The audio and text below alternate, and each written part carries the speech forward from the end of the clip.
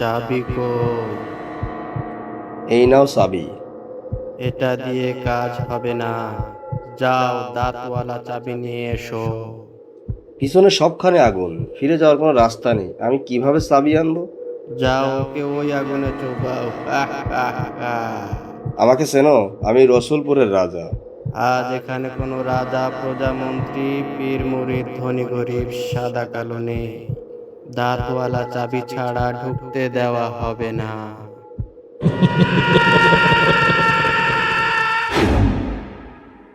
হায় হায়, এ আমি কি দেখলাম! দাঁতওয়ালা চাবি ছাড়া আমাকে আগুনে যেতে হবে। এ স্বপ্নের কি মানে থাকতে পারে?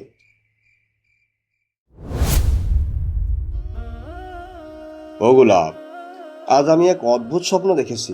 তোমার কিন্তু বুদ্ধি খাটিয়ে এ স্বপ্নের ব্যাখ্যা দিতে হবে।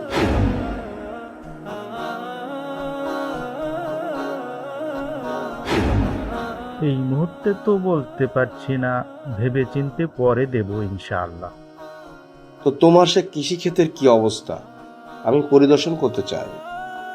আপনার যখন ইচ্ছা হয়েছে তাহলে চলেন।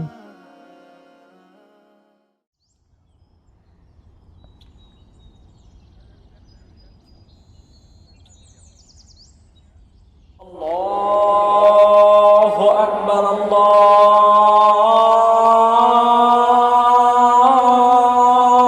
أكبر মহারাজ, চলেন জামাতে নামাজ পড়ে আসি। আরে নামাজের মতো নামাজ জীবনে একবার পড়লেই হয়। তাছাড়া নামাজ না পড়লেও আমার ইমান ঠিক আছে। তুমি গিয়ে নামাজ পড়ে এসে যাও।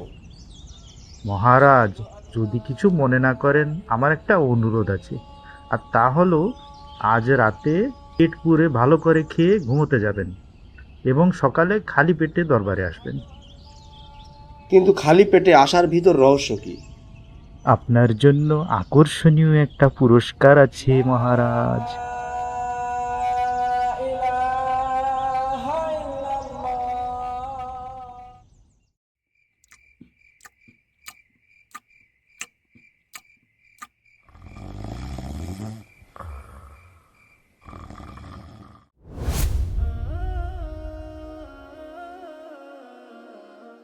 ও গোলাপ, এত বেলা হলো কিছু খাইনি, খালি পেটে সকালে আসতে বললে কেন? কি উপহার দেবে? রাতে পেট পুরে ভালো করে খাওয়ার মতো খেয়েছেন তো? ভালো করেই খেয়েছি, কিন্তু এখন তো খিদেতে পেট চোচো করছে। কেন মহারাজ, খাওয়ার মতো খাওয়ায় একবার হলেই তো হয়। 3 বেলা না খেলে শরীর ঠিক থাকে?